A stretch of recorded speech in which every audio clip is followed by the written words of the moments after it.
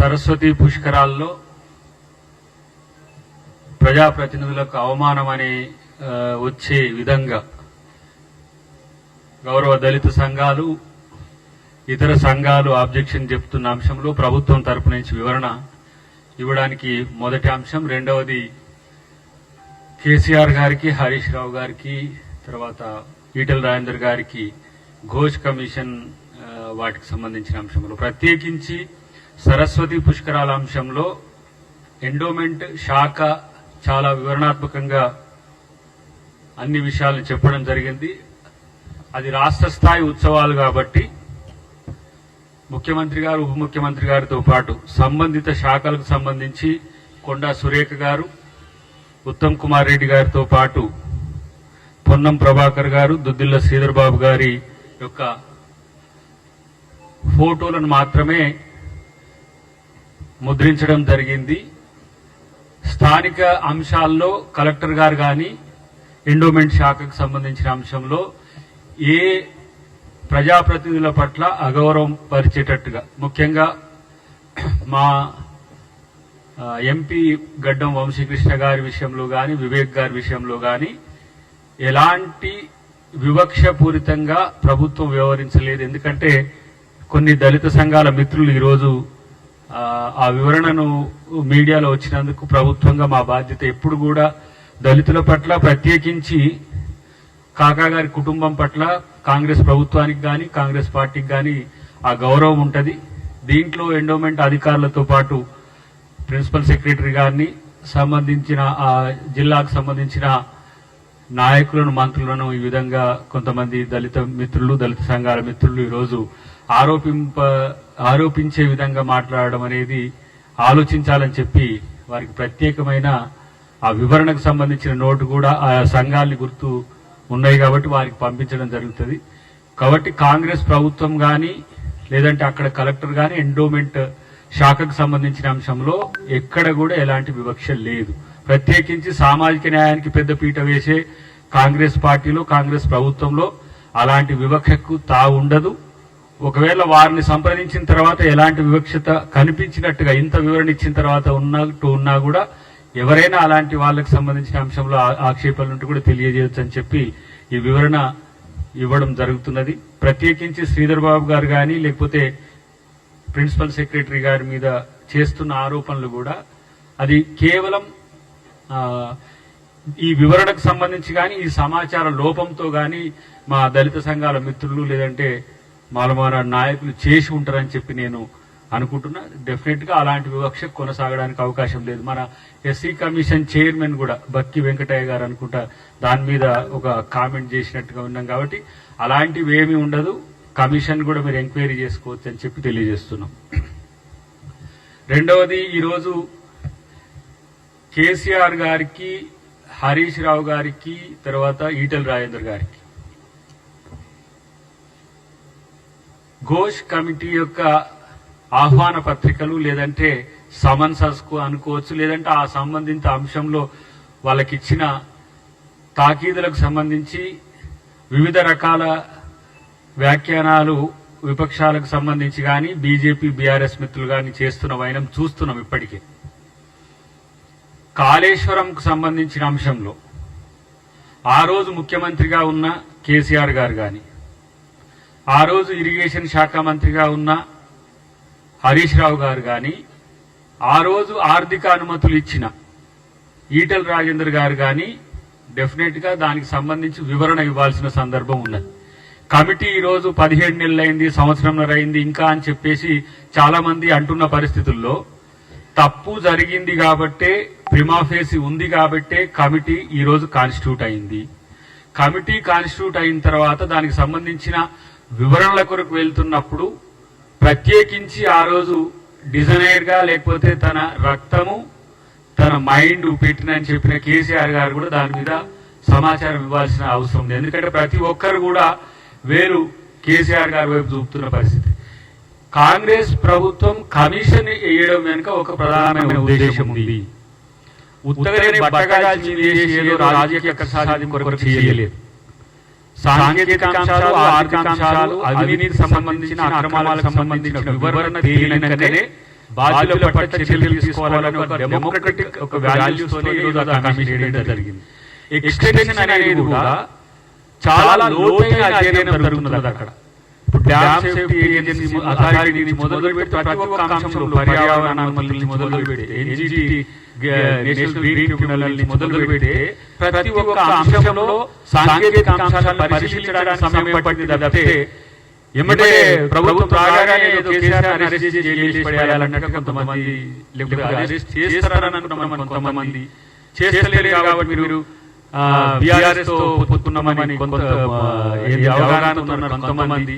కేంద్రంతోనే కాంగ్రెస్ ప్రభుత్వం కేసీఆర్ అరెస్ట్ చేస్తలేరని కొంతమంది అంటున్నారు. నేను ఈ రోజు ఒక ఆరోపణ చేస్తున్నా. ఈటెల రాజేందర్ గారిని కేసీఆర్ గారే ఉద్దేశపూర్వకంగా బీజేపీలో పంపించారా? మరి ఆ రోజు అంత ప్రాధాన్యత ఉన్న అంశంలో అంటే ఆయన ఫినాన్స్ మినిస్టర్ చేసిండు, ఏదో మినిస్టర్ చేసిండు, హెల్త్ మినిస్టర్ కూడా చేసిండు. మరి అలాంటి వ్యక్తి బీజేపీలో పోవాల్సిన పరిస్థితి ఎందుకు వచ్చింది? పంచాయతీ పెట్టుకున్న టీడీటీ ఆయన పంపించిందా? మరి ఇప్పుడు మేము బీజేపీలో అంటున్నాం, బీజేపీ నాయకులు ఈ రోజు అక్కడ అక్రమాలు చేసి, బీఆర్ఎస్ లో అక్రమాలు చేసి ఇలా బీజేపీ పోయిన పరిస్థితి ఉన్నది. ఇలా మరి ఈటెల రాజేందర్ గారిని బీజేపీ కాపాడుతుందా, బీఆర్ఎస్ కాపాడుతుందా? కాబట్టి ఇలా తప్పు చేసి కొంతమంది అంటున్నారు కేసీఆర్ జైలు పంపించడానికి మీరు ఎంత ప్రయత్నం చేస్తున్నారు, కేసీఆర్ అరెస్ట్ చేయడానికి కొంతమంది చేస్తున్నారు అంటే మరి తప్పు చేస్తే వదిలేద్దామా? ఈ రోజు ఉత్తమ్ కుమార్ రెడ్డి గారి యొక్క అంచనా ప్రకారం పెద్ద ఎత్తున 7 పిల్లర్లకు సంబంధించి రిపేర్ జరగాలని అంటున్నారు. 2,000 కోట్ల, 3,000 కోట్ల, 10,000 కోట్ల, అది ఎంత అంచనా అయిందనేది తెలియదు. రీడిజైన్ లో కూడా లోపాలు ఉన్నాయని ఇలా ఎస్కలేషన్ సంబంధించిన అంశాలు వస్తున్నాయి. ఏఈ నుంచి మొదలు పెడితే ఇంజనీరింగ్ చీఫ్ వరకు వాళ్ళందరి దగ్గర అఫిడవిట్లు తీసుకున్న తర్వాత అఫిడవిట్లకు వాళ్ళు చెప్పేదానికి తేడా వచ్చినా కూడా మళ్ళీ రీఎంక్వైరీ చేసిన చరిత్ర ఘోష్ గారిది. వారి పారదర్శకత కానీ, వారి యొక్క కమిట్మెంట్ కానీ ఇలా మనం శంకించాలి. ఒక ఆయన అంటున్నాడు డిబేట్లో ఉంటే, మీరు పవర్ కమిషన్ కేసీఆర్ ఒక లేఖ రాసి మొత్తం దానికి పని అయిపోయింది, ఇప్పుడు దీనిలో ఒక లేఖ రాసి అయిపోతుంది అంటే లేఖ రాసుకో, లేకపోతే నువ్వేమైనా చేసుకో. నువ్వు తప్పు చేస్తే నువ్వు అమెరికాకు పోయినా లేకపోతే ఎక్కడికి పోయినా సరే ముద్దాయి ఉంటే తప్పు చేసి ఉంటే ఎవరైనా జైలు పోవాల్సిందే.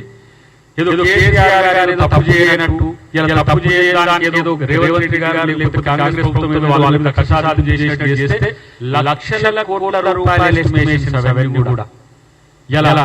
ఎందుకంటే పాలమూరు గారి కానీ, కాళేశ్వరం కానీ, ఇతర ప్యాకేజెస్ సంబంధించిన అంశంలో వాళ్ళు ఖర్చు చేసిన లక్షల కోట్లు కావచ్చు, మొత్తం వాళ్ళ ప్రాజెక్టుల కొరకు ఎస్టిమేషన్ చూడండి 2-3 లక్షల కోట్ల మొత్తం పూర్తి స్థాయిలో తెలంగాణలో మొత్తం రీడిజైన్ కేసీఆర్ తాను పాలిస్తున్న రోజుల్లోనే మొత్తం రీడిజైన్ జరగాలని చెప్పి ఒక ఉద్దేశపూర్వకమైన ఒక రకంగా చెప్పాలంటే ఒక పెద్ద ఆయన ఇప్పుడే అంటున్నాడు, తెలంగాణను కేసీఆర్ దొంగల దొడ్డిగా మార్చిండు, దోచుకునేటోళ్లకు ఆశ్రయంగా మార్చిండు. తెలంగాణలో 7 లక్షల కోట్ల పైసలు కప్పులు చేసి చదువునమ్మా అని చెప్పి ఇలా శ్రీరంగని చెప్తున్నారు. వాళ్ళు ఇష్టం వచ్చినట్టు మాట్లాడుతున్నారు. వాళ్ళు తప్పు చేయడం తప్పు అయితే తప్పు చేసి దబాయించడం, ఏమైందంటున్నాడు ఆయన కేసీఆర్. 3 సంవత్సరాలు ఒక కల్లెరు పోతే అంటే ఇలా నాగార్జున సాగర్ ఒక కల్లెరు పోలే, శ్రీశైలం ఇంకొక కల్లెరు పోలే. ఇలా ప్రాజెక్టులు సుదీర్ఘకాలంగా ఈ రాష్ట్ర మార్గంలో ఉన్నాయి కదా. ప్రతి శ్రీరామ్ సాగర్ 2 సంవత్సరాలు కట్టి ఒక్క కల్లెరు పొందింది. అసలు ఫస్ట్ నేనైనా 9 నుంచి ఏదైతే ప్రతిపాదిత ప్రాజెక్ట్ ఉందో అది చేవేళ్ల ప్రాణానికి చేవేళ్ల ప్రాజెక్ట్ రీడిజైన్ చేయడంలోనే ధనాకాంక్ష, దోపిడీదారులకు దోచిపెట్టాడని కూడా ఇలా దొంగల ఆశ్రయించి వచ్చి రండి దోచుకొని ఒక్క మోటార్ కాస్ట్ ఏంటో ఇతర దేశాల్లో చూడండి. లిఫ్ట్ సంబంధించి కన్నేపల్లి పంప్ హౌస్ ఎందుకు ఇలా మునిగిపోయింది అంటే మునిగిపోతుంది. అప్పుడు నీళ్ళు లేకపోతే ప్రకృతి వైపరీత్యం అని అంటారు. ప్రకృతి వైపరీత్యం శ్రీశైలంలో ఇలా దిగువ భాగంలో ఉన్న పవర్ హౌస్ లో బ్లాస్ట్ అయింది కదా. ఇలా కన్నేపల్లి పంప్ హౌస్ మళ్ళీ లేకపోతున్నది. క్రస్ట్ లెవెల్లో ఉన్న అంశాలను తెలియకుండా ఈయనే ఇంజనీర్ అయ్యి ఇప్పుడు మన మీడియా మిత్రులు తీయండి, నా మెదడు రక్తం పెట్టినా ఏం మాట్లాడతారు? పనికొచ్చినోడు, తెలిసినోడు, తెలియనోడు. మరి చీఫ్ కేసీఆర్ కాళేశ్వరరావు అన్నాడు గతంలో గవర్నర్ గారు, నరసింహన్ కాళేశ్వరరావు కాళేశ్వరం కట్టింది. ఇప్పుడు కూలీ నాగేశ్వరరావు ఇప్పుడు నాకు తెలియదు కాళేశ్వరం కాదు ఇచ్చినామని ఇచ్చినామని ఆ ఇంజనీర్ ఎవరో బయటికి రావాలి కదా, తీసిన ఆయన ఎవరు ఇంజనీర్ మేడిగడ్డ నుంచి సుందిల్లా అన్నారం పైకి తీసుకురావాలి, వచ్చి మళ్ళీ శ్రీపాదపల్లి కదా, శ్రీపాదపల్లిలో కట్టింది మళ్ళీ కాంగ్రెస్ ప్రభుత్వం కట్టింది 20 TMC తో.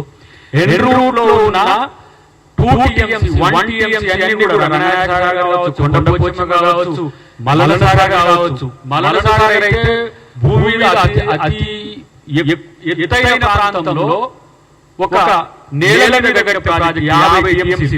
ఇలా కొండపోచమ్మ 15 TMC వాళ్ళు ప్రతిపాదన చేస్తే 2 TMC పెట్టడానికి కిందికి ముందున్నది.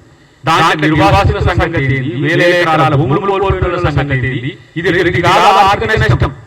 ల్యాండ్ యాక్ట్ 2013 చేస్తే దానికి భిన్నంగా మళ్ళీ ఆయన 2017 తెచ్చిండు, ఇంకేదో 123 తెచ్చిండు. ఇష్టపడినట్టుగా భూములను గుంజుకుంటున్నారు. ఏ గుంజుకోవడం అంటే ఒక రకంగా రౌడీలు దందా చేసినట్టుగా ల్యాండ్ గ్రాబర్గా గుంజుకున్నట్టుగా ఆ రేడియేటెడ్ కృష్ణాపురం ఆ ప్రాంతంలో పోయి అడిగితే ఇప్పుడు 10 లక్షలు ఎవరు మధ్యన మీరు గారెడ్డి అని మిత్రుడు వచ్చింది 10 లక్షలు 5 లక్షల వరకు ఎగ్జామ్ తీసుకున్నారు. 10 లక్షలకి 5 లక్షల ఎగ్జామ్ ఇవ్వండి. ఇలా అదే గజ్వేల్ ప్రాంతం నిర్వాసితులు ఎవరైతే పోరాడిన వాళ్ళని తీసుకుపోయి జైల్లో పెట్టింది. జైల్లో పెట్టి వరకు బఫర్ జోన్ కట్టిన చరిత్ర కేసీఆర్. ఇలాంటి అరాచకాలు ఇలాంటి విధ్వంసాలు చేసి మళ్ళీ వస్తా వేల కోట్ల ప్రజలు దోచుకొని మళ్ళీ వచ్చి ఎవరైనా మాట్లాడే జైల్లో పెట్టా అని చెప్పి అకృత్యాలకు కాళేశ్వరం లేదు కాదా, కాళేశ్వరంలో సంపాదించిన దొంగడడు కాదా? ఏ విధంగా నైతికంగా చెప్పుకుంటాం కాళేశ్వరం మాకు మంచి ప్రాజెక్ట్ అంటే ఒక్క చుక్క నీళ్ళు రావట్లేదు కాళేశ్వరం నుంచి. చుక్క నీళ్ళు కాళేశ్వరం ఎట్లా తెలంగాణ వరప్రదాయని చెప్పారు కేసీఆర్ చెప్పుకున్నాడు. కాబట్టి కమిషన్ కు ధమ్కి ఇచ్చే విధంగా కమిషన్ మీరు చేసే విచారణ మీరు చెయ్యండి అని ఒక ధమ్కి ఇచ్చే విధంగా టీఆర్ఎస్ నాయకులు మాట్లాడుతున్నారు.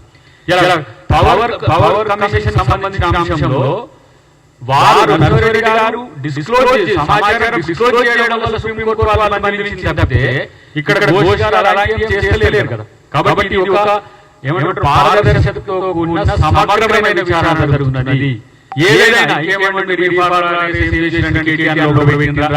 వాళ్ళు వాళ్ళ క్యాబినెట్ లో వీళ్ళు ముగ్గురు అన్ని ఎలిజిబిలిటీ ఉన్నాయి, వాళ్ళు జైలు పోవడానికి అన్ని ఎలిజిబిలిటీ ఉన్నాయి. కానీ కాంగ్రెస్ పార్టీలో కాంగ్రెస్ ప్రభుత్వం కాదు కదా వాళ్ళను పీనలైజ్ చేసి వాళ్ళని అరెస్ట్ చేసేది, వాళ్ళకు ఇలాంటి అక్రమాలు చేసేది. ఒక రాజ్యాంగబద్ధ చట్టబద్ధమైన ఒక కమిషన్ కాన్స్టిట్యూట్ చేసినాం. అది రికమెండేషన్స్ ఇస్తుంది. రికమెండేషన్స్ ఇవ్వకముందే తప్పు చేయలేదని చెప్పి ప్రయత్నం చేస్తున్నారు. అంటే కమిషన్ తప్పు అన్నట్టుగా. మరి తప్పు చేయడం తప్పు కాదా? కాళేశ్వరం కుంగిపోయిన మాట వాస్తవం కాదా? ఆ రోజు ఆర్థిక అనుమతులు ఇచ్చింది, ఆర్థిక అనుమతులు ఇచ్చింది. ఏమైనా గుడ్డిగా కేసీఆర్ చెప్తే పెన్సిల్ సంతకం వస్తే ముందు మంత్రులు. ఇలాంటి పరిస్థితుల్లో ఇప్పుడు నువ్వు బీజేపీకి వస్తే ఏ పార్టీకి పోతుంది, తప్పు చేసినప్పుడు తప్పనిసరి శిక్ష పడాలనే ఉద్దేశం గుర్తుంచుకోవాల్సిన అవసరం ఉంది. ఇంకోటి కాంగ్రెస్ ప్రభుత్వం ఊరికే ప్రయత్నం చేయదు. కాంగ్రెస్ ప్రభుత్వం పారదర్శకంగా విచారణ తర్వాత విచారణలో ముద్దాయిలుగా తేలిన తర్వాత ఆ విషయంలో according to rule of law లేదా రాజ్యాంగబద్ధంగా చట్టబద్ధంగా వ్యవహరిస్తుంది తప్పితే మరొకటి కాదు. దీని విషయంలో ఈ ముగ్గురు లేదంటే ఆ నలుగురు మాట్లాడుతున్న తీరుగా చూస్తే మేము తెలంగాణ మొత్తం మేమే బాగా చేసినాం, తెలంగాణలో అసలు నీళ్లు రావడానికి ఇప్పుడు మేమే కారణం చెప్తున్నారు. అది మొత్తం కలిపితే కూడా వచ్చిన ఆ ప్రాజెక్ట్ పుట్టిన దగ్గర నుంచి చెప్పిపోసింది 12,000 కోట్ల పైసలు పవర్ బిల్స్ వచ్చిన పరిస్థితి ఉన్నది. కాబట్టి తెలంగాణను దొంగల దొడ్డిగా మార్చడానికి చేసిన ప్రయత్నాన్ని తెలంగాణ ప్రజలే తిప్పికొట్టిండ్రు. ఇలా కేసీఆర్ కాళేశ్వరం కట్టిన అది లిఫ్టింగ్ ద రివర్ అని పెట్టింది కాదు, looting the funds. Lifting the river కాదు, లూటింగ్ ద ఫండ్. తెలంగాణ ప్రజల యొక్క శ్రమ, చెమట, రక్తాన్ని ఈరోజు డబ్బులుగా చేసి పన్నులు కడితే మీ ఇష్టానుసారంగా మీ అనుయాయులకు, మీ దోపిడీదారులకు, మీ పెట్టుబడిదారులకు దోచిపెట్టేందుకు. ఇంకా అక్కడ 2023 కంటే ముందు ఆ ప్రాజెక్టులో ఎవరైతే కాంట్రాక్టర్లు ఉన్నారో ఆ కాంట్రాక్టర్లకు రావాల్సిన బిల్లుల కోసం సెక్రటేరియట్ను ప్రజల కోసం ఓపెన్ చేసాం. ఎవరైనా రావచ్చని చెప్పి దాన్ని ఆ కాంట్రాక్టర్లతో డిప్యూటీ సీఎం గారి, ఫైనాన్స్ మినిస్టర్ గారి ఆఫీస్ దర్జా చేయడానికి ఉపయోగించుకుంటారు. అంటే సెక్రటేరియట్ ఓపెన్ చేసే ప్రయత్నం. ఎందుకంటే ఇట్లా వచ్చి ధర్నాలు చేస్తున్నారు కాబట్టి ప్రజలు కూడా రిస్ట్రిక్ట్ చేయాలని ఉద్దేశంతో. అట్లేం ఉండదు. మీరు చేసిన పాపాలకు, మీరు చేసిన అకృత్యాలకు ఇలా చాలా మంది కాంట్రాక్టర్లు కూడా పడిపోతున్నారు. ఇలా కాంగ్రెస్ ప్రభుత్వం చేసిన పనులకు సంబంధించిన అంశంలో ఎక్కడ కూడా మేము వాళ్ళకి తక్కువ చేయట్లేదు. ఎవరైతే పని చేస్తారో వాళ్ళకి సంబంధించిన బిల్స్ క్లియర్ చేసే ప్రయత్నం ఉన్నాం. కానీ వయబిలిటీలోని ప్రాజెక్టులు వందల కోట్ల రూపాయల బిల్స్ కోసం అని చెప్పేసి కాంట్రాక్టర్లు బీఆర్ఎస్ నాయకులతో అనిపిస్తున్నట్టు కేసీఆర్ మన కొత్త ప్రభాకర్ రెడ్డి గారి రియల్ ఎస్టేట్ దందాలు, లేకపోతే ఈ ఎవరైతే కాంట్రాక్టర్లు బిల్స్ రానున్నారో మీరు వస్తే మాకు బిల్స్ వస్తాయి, వాళ్ళ వేల కోట్ల రూపాయల బిల్స్ రాంది. కాబట్టి కాళేశ్వరరావుకి కాలాది ఉన్నాయి, డెఫినెట్ గా ఉంటాయి కూడా. మీకు తప్పు చేస్తే జైలు పోవడానికి ఇబ్బంది అయితే ఇలా ప్రజలకు చేసిన నయవంచనకు, వంచనకు, మోసానికి మీరు శిక్ష పడాల్సిందని నేను అన్నాను. ఎందుకంటే మేము వందల ప్రెస్ మీట్లలో, వందల బహిరంగ సభల్లో కాళేశ్వరం గురించి మాట్లాడినాం. మేము ఇరిగేషన్ ఎక్స్పర్ట్ కాకపోయినా మా బ్యాక్గ్రౌండ్ ఉన్న కామర్స్, కంప్యూటర్ సైన్స్ బ్యాక్గ్రౌండ్ ఉన్న ఈయన కొరకు నేర్చుకోవాల్సి వచ్చింది. ఇప్పుడు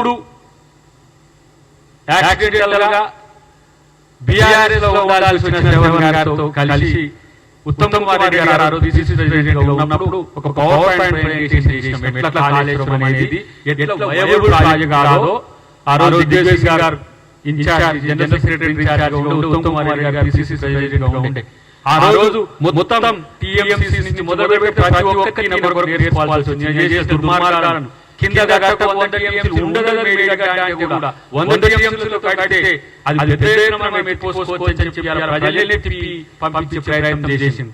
మా ఊళ్ళో ఒక ఆయన అన్నాడు, కేసీఆర్ తలకాయ నీళ్ళు పోసుకుంటే కాళ్ళు దొరుకుతాయి కానీ రివర్స్ లో ఉండి కాళ్ళ మీద నీళ్ళు పోస్తే తలకాయ ఎక్కడ పనిచేయడం అన్నాడు.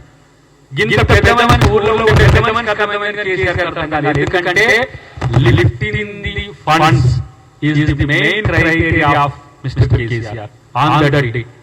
కాబట్టి మేము డెఫినెట్ గా దాని మీద మా ముఖ్యమంత్రి గారికి కూడా ఏ అంశాలపై మేము అబ్జర్వేషన్స్ కూడా అటు ఇరిగేషన్ శాఖ మంత్రికి, ఇటు ముఖ్యమంత్రి గారికి కూడా నివేదిస్తాం. ఇలాంటి తప్పులు చేసి దబాయించే వాళ్ళకు సరైన శిక్షలు పడాల్సిందే. పిలిస్తేనే పాపం అన్నట్టు ఫీల్ అవుతున్నారు వాళ్ళు. ఎట్లా పిలుస్తారు అసలు? కమిషన్ మమ్మల్ని పిలుస్తుందా? కమిషనే కాదు, తప్పు చేస్తే కామన్ మ్యాన్ నుంచి రాష్ట్రపతి వరకు తప్పు చేస్తే నిలదీసే హక్కు రాజ్యాంగబద్ధంగా కలిగి ఉన్నారు వాళ్ళే. ఆ శిక్ష బాధ్యులు కూడా కావాల్సిన బాధ్యత ఉన్నది ఈ రోజు. ఎవరు చట్టానికో, న్యాయానికో, రాజ్యాంగానికో అతిథులు కారు. కాబట్టి కేసీఆర్ ఇంట్లో కూర్చో మాత్రం తప్పదు. లేకపోతే ఆయన ఎవరు పోయి తప్పించుకొని ఇంటర్పోల్ నుంచి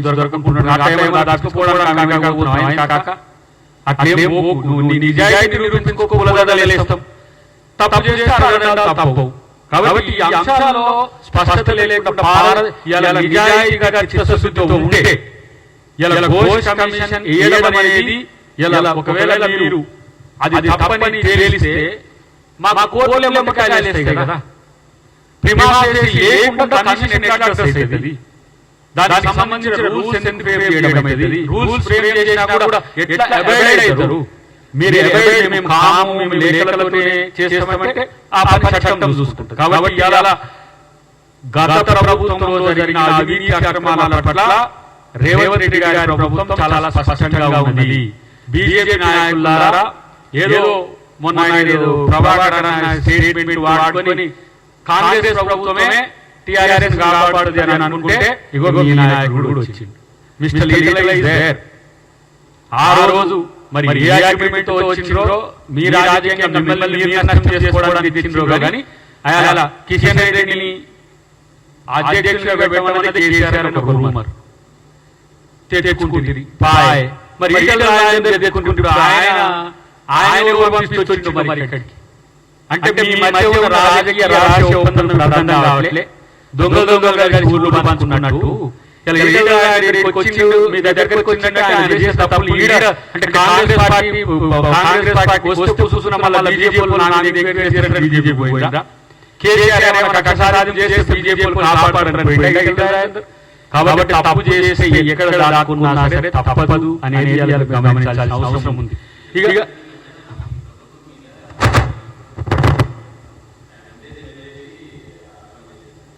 ఆయనకి ఇప్పుడు ఏదో సీడీ కావాలి, ఏదో దాచిపెట్టిరట. దానికి ఇంకో గుంపు అడ్డపడుతుందట. మరి ఇంకో గుంపు రహస్య గుంపు మరి కిషన్ రెడ్డి ఎవరైనా తయారు చేసి తెలియదు కానీ కొడడా అంటే బూతు తిడితే లేకపోతే రేవంత్ రెడ్డి గారు అంటే చాలా గట్టిగా అనుకుంటారని చెప్పి మరి మాటల్లో తూలుతున్నవని మనం చూస్తున్నాం. కాబట్టి నేను గతంలో కూడా ఏం చేసి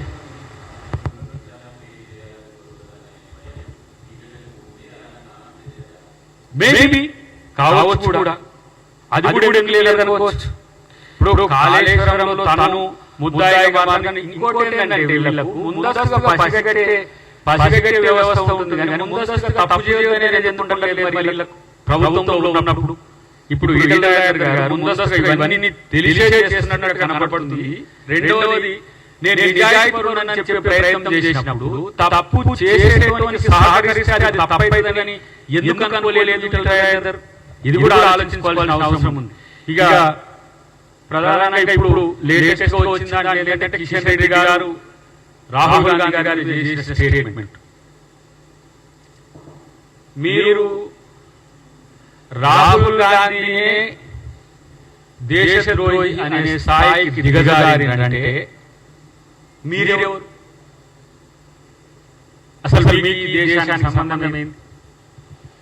స్వాతంత్ర సంగ్రామంలో నెహ్రూ ఏళ్లకు జైలు పోయిన చరిత్ర, ఇందిరాగాంధీ జైలు పోయిన చరిత్ర.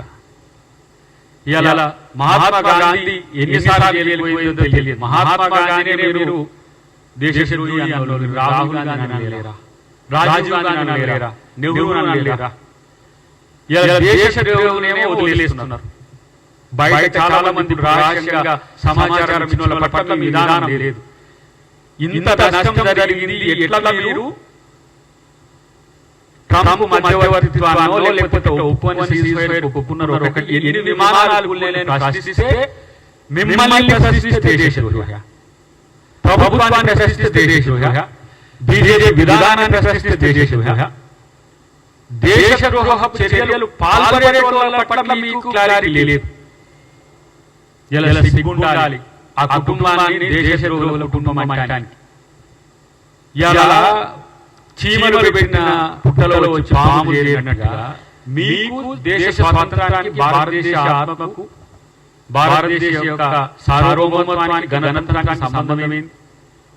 ఇలా జాతి విద్వేషాన్ని రెచ్చగొడుతూ, మతాల మధ్య వైరాలు పెడుతూ, కులాల మధ్యన పెడుతూ రాజకీయ జీవితాన్ని అక్కడ చలిగాచుకుంటున్నట్టుగా ఉంటున్న మీరు, ప్రత్యేకించి నేను మనోడు కిషన్ రెడ్డి, మీలాంటి బానిస నాయకుల వల్లనే సమస్య. ఈ రాష్ట్రం కొరకు, ఈ ప్రాంతం కొరకు, దక్షిణాది కొరకు ఎక్కడ మాట్లాడారు. రాహుల్ గాంధీ తిడితే మీకు అక్కడ మార్కులు పడతాయి. ఇంకా ఆయన కాంగ్రెస్ పోయిన ఆయన అస్సాం ముఖ్యమంత్రి. ఇక ఆయన ఒక అది ఉండదు, అడ్డు ఉండదు. మనం మాట్లాడడానికి పెద్ద సమస్య అవుతుంది. కాబట్టి అలా ఈ దేశం కొరకు ప్రాణాలు ఇచ్చిన కుటుంబం గాంధీ కుటుంబం. ఇంకోటి గాంధీ ఇల్లు ఎట్లా పెట్టుకుంటారు గాంధీ అని వారికి ఆ చరిత్ర కూడా తెలియదు. చరిత్ర తెలియని చరిత్ర నిర్మించడం అన్నట్టుగా ఇలా గాంధీకి గాంధీకి ఏదైతే పోలికలు ఉన్నాయో వాటికి ఆ చర్చ తెలియదు. ఇంకోటి ఏ వాళ్ళు అక్కడి నుంచి వచ్చి పాకిస్తాన్ నుంచి వచ్చి అంటారు. వీళ్ళు పొద్దుగాల పాకిస్తాన్ వస్తుంది. కాబట్టి ఇవాళ చైనా వార్ తర్వాత ఒక మానసిక క్షోభతో చనిపోయిన వ్యక్తి నెహ్రూ గారు. చైనా యుద్ధంలో ఓటమి తర్వాత ఈ రోజు ఖలిస్తాన్ మూవ్మెంట్ పశ్చిమ తూర్పు పంజాబ్లు విడిపోవద్దు, అక్కడ విడిపోయి ఒక దేశంగా ఏర్పడితే భారతదేశ సార్వభౌమానికి ఇబ్బందులు కలిగాయి. ఆపరేషన్ బ్లూ స్టార్ సంబంధించిన అంశంలో తన ప్రాణాన్ని నా దేహం ముక్కలైన ఈ దేశాన్ని ముక్కగాని అన్న ఇందిరాగాంధీ కుటుంబం త్యాగం కింద మీరెంత. ఇవాళ ప్రపంచ శాంతి కోసం శ్రీలంక శాంతి సేనలను పంపించిన రాజీవ్ గాంధీ యొక్క మరణం ఒక వీర మరణం. మీ పార్టీలో దేశ ద్రోహానికి పాల్పడలేదు తప్పితే దేశభక్తులు ఎవరైనా ఉన్నారా?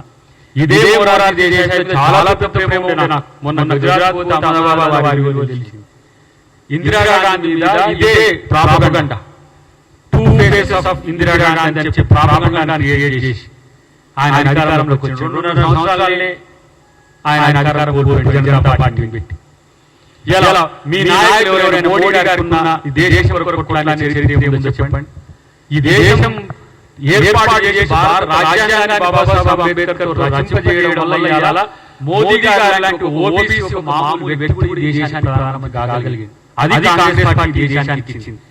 కాంగ్రెస్ పార్టీ దేశాన్ని దేశంగా కాదు, ఫోర్త్ లార్జెస్ట్ ఎకానమీ కాదు, రేపటి భారతదేశం ఆధునిక ప్రపంచంలో నెంబర్ 1 అవ్వడానికి బాటలేసి కూడా గాంధీ కుటుంబం.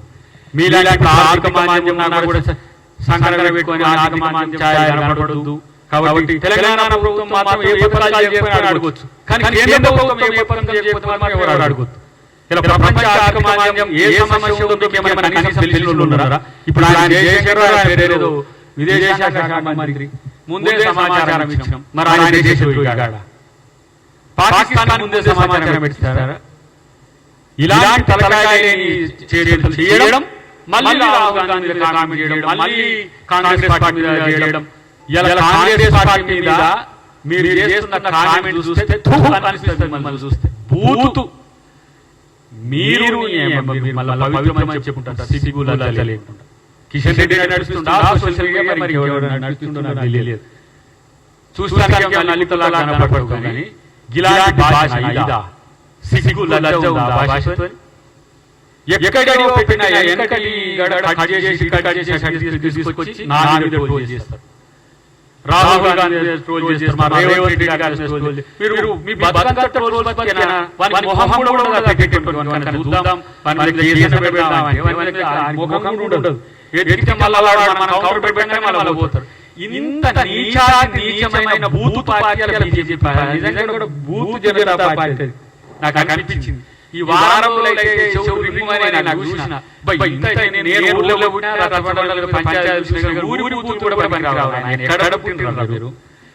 సిగ్గు ఉండాలి. కిషన్ రెడ్డి నువ్వేనా నడిచేది? అదే పరిస్థితి మా సోషల్ మీడియా కాంగ్రెస్ కార్యకర్తలు మరి మీ సంఘంగా చూసుకుంటారు.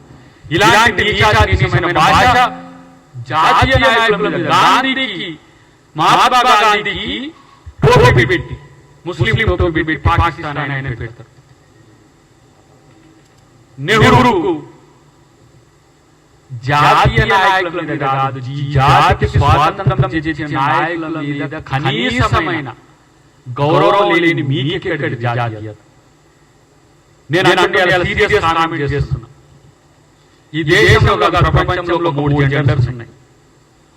ఒకటి మేల్, ఒకటి ఫిమేల్, ఒకటి ఇప్పుడు ట్రాన్స్జెండర్స్. మీరు ఏ జెండర్ తెలుసుకోవాలి. మీలాంటి భూతు భాషను వాడే జాతి ఈ భూమాల భూగోళంలో లేదు. రాహుల్ గాంధీని దేశద్రోహి అన్నారు అంటే మీకంటే leader of the opposition parliament లో ఇది మీ సంస్కృతి.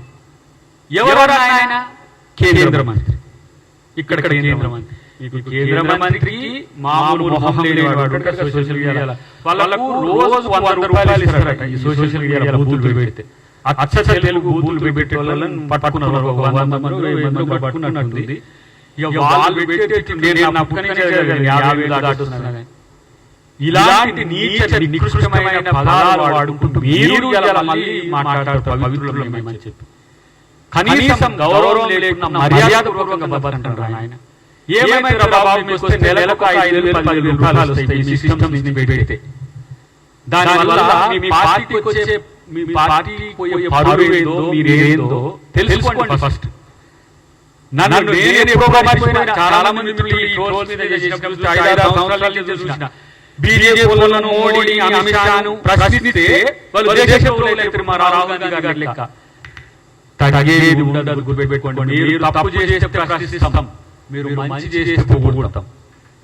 ఎలా ఎందుకు రాహుల్ గాంధీ గారు మీరు నిర్ణయం తీసుకోండి ప్రధానమంత్రి గారు మీ వెంట మేము ఉంటామని చెప్పి రాహుల్ గాంధీ గారు మా మల్లికార్జున ఖర్గే గారు మీకు భరోసా ఇచ్చిందంటే ఒక ప్రతిపక్షంగా ప్రధానమంత్రిగా స్వేచ్ఛ ఇవ్వాలి మన దేశ నాయకుడు అని చెప్పినాం.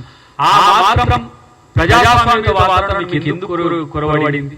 అరే పాకిస్తాన్ ప్రేమ ఉంటారు ఆయన మీకు ఇంకా పాకిస్తాన్ సపోర్ట్ చేస్తున్నారు. చైనా ఏమన్నారు?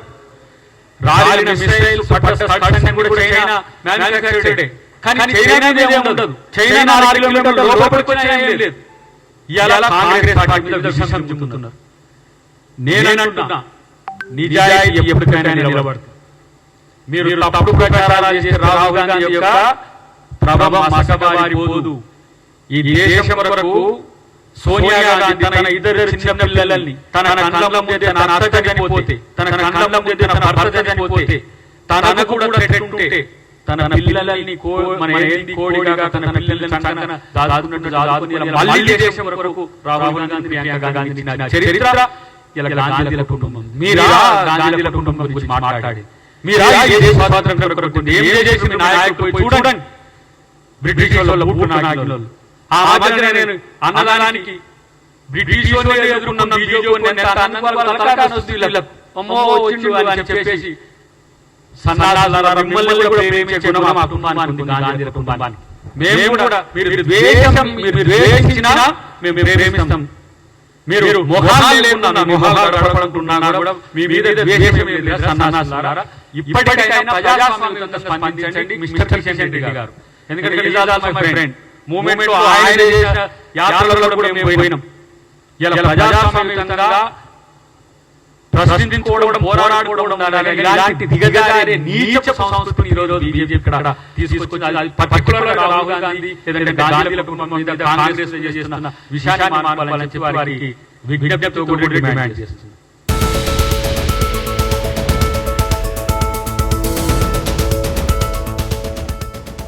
మీరు చూస్తున్నది Z4 న్యూస్.